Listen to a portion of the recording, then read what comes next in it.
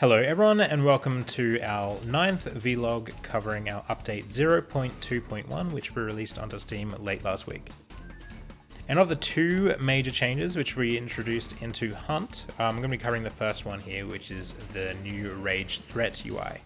Rage as a system has always been obvious to us as the developers, partly because we designed it and understand the parameters that are going on that cause the bear to rage, and partly because we've also had this debug UI which is available to us while testing that let us know that all the systems are working as intended.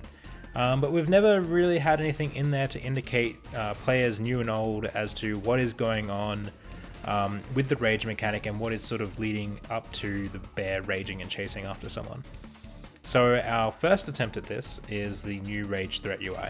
And you can see that down the bottom here on the player badges, the area that normally just displays your power up and your number of lives, now has a ring, and generally the ring represents how many seconds away a player is from being chased down. There are a number of factors that weigh into this, and we're sort of distilling that into this single meter. But basically there's the threat of how far away you are from the bear at any one time. So if you're the player that's been the furthest from the bear at any one point, you're starting to add to your rage meter. And if a player is being chased by the bear for a certain amount of time, then whoever is currently the furthest away from the bear in that rage meter is more and more likely to be chased. So those two factors are actually being combined into this single meter that you're seeing, showing how long it is until any one of the players will be chased. We actually noticed while we were fixing some of this up that there were some problems with the rage system that we've cleaned up. So things such as when you were dead, that your rage meter wouldn't reset. But now that we had to show that to everybody and it was still running, we really figured out, oh wait, this wasn't quite working as we had intended. And that's about it for now.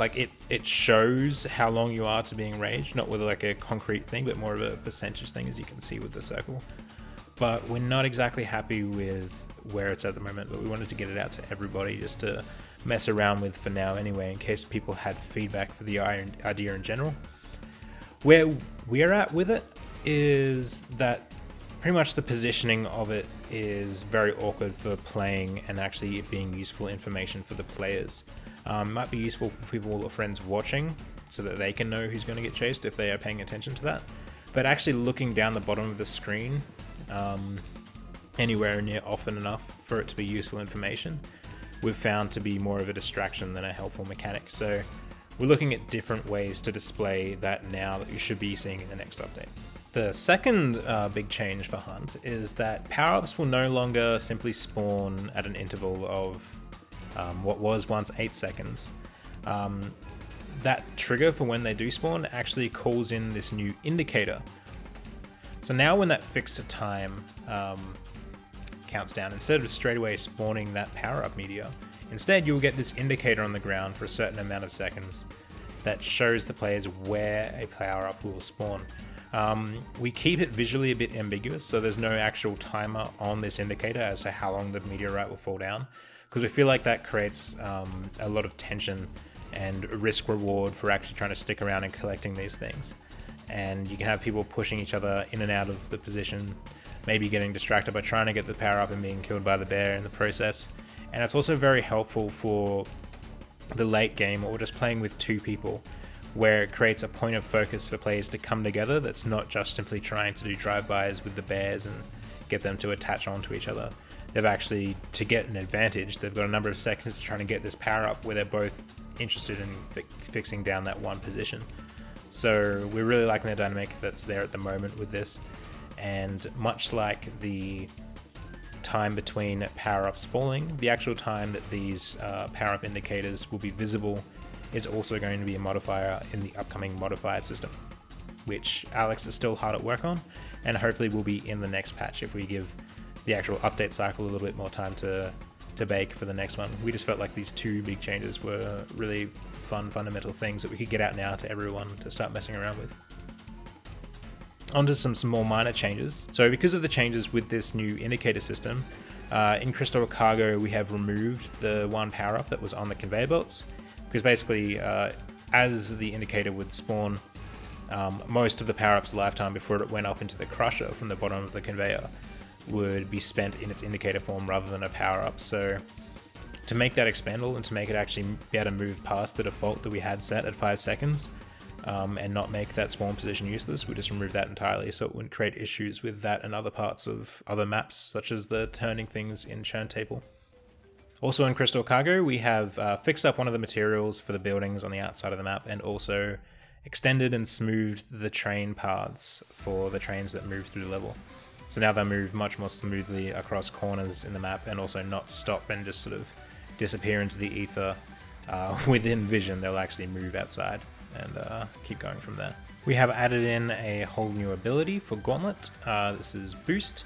So Boost is much like one of the power-ups you have in Hunt, where it boosts your speed for a limited time, leaving behind a trail, and really sort of stacks well with the base speed modifier. We've tested the values for a bit now, done a little bit of tweaking, but we feel like it's neither too powerful or not powerful enough at the moment. There are definitely some lanes where it's more useful than others, but that's how we feel it should be. And there are some problems with it now, such as the visual effect for it won't last as long as you are using it, but hopefully by the next patch we should have that tweaked so that they all line up.